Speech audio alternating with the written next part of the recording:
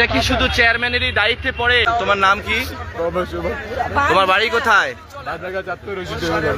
রশিদ ড্রাইভারের বাড়ি। তোমার বাবার নাম কি?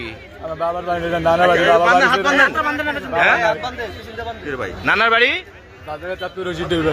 তুমি একটা টকবকে যুবক, তুমি এই কাজ কেন করো? কি জন্য তোমাকে আটক করছে এখানে? আমি কোন সময় কাজ করি, আমি সবসময় রাজকাম করি।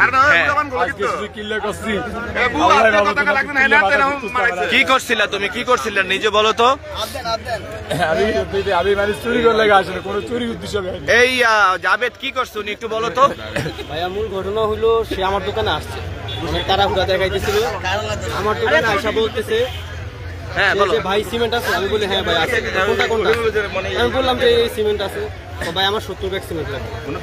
70 ব্যাগ? হ্যাঁ 70 ব্যাগ। তো আমি বললাম আচ্ছা ঠিক আছে নেন।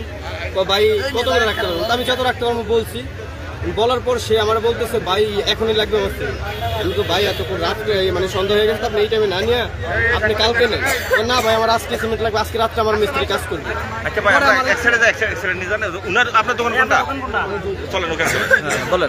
আমার মনে হলো যে রাত্রে পরে আমার মনে হলো যে রাত্রেবেলা কোন টাইপ মিস্ত্রি কাজ করে। পরে আমি ওরে বললাম যে ভাই আপনার কোন রাত্রেবেলা টাইপ মিস্ত্রি কাজ করে?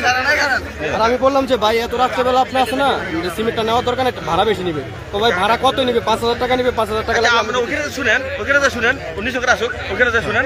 পরে এটা বলার পর সে আমার বলতেছে 5000 টাকা ভাড়া। আমি বললাম সে এত ভাড়া বেশি বলার মানে কারণটা কি? তখন আমার তার একটু সন্দেহ হয়েছে। আমি সন্দেহ হওয়ার পরে সে আমার ফোন দিয়ে একটা কারণ নাকি কল দিচ্ছে, তার সাথে ফোনও নাই। আমার ফোন দিয়ে কল দিছে। এখন আমি ফোন চেক করে দেখি আসলে কাউকে কল দেয় নাই। আচ্ছা কল দেয় নাই কারণে। আচ্ছা পরে আমার বলতেছে যে এমন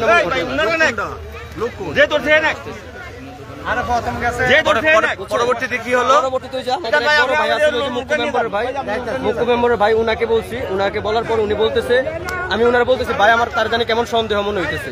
পরে কই না আরে কিলা সন্দেহ দিয়া দে।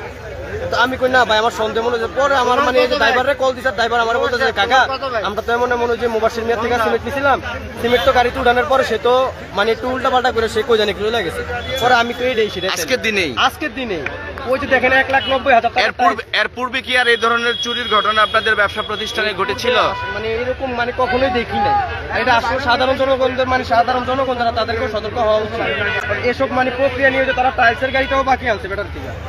এই হলো বাকিলা বাজারের বিশিষ্ট ব্যবসায়ী সামিহা ট্রেডার্স স্বত্বাধিকারী সালামত গাজীর পুত্র মোহাম্মদ জাবেদ গাজী, যিনি পরিচালনা রয়েছেন সামিহা ট্রেডার্সের। এই বাকিলা বাজারের ব্যবসায়ীরা এই বিচ্ছিন্ন চুরিদারির ঘটনায় বিভিন্নভাবে ক্ষতিগ্রস্ত। এখানে অনেক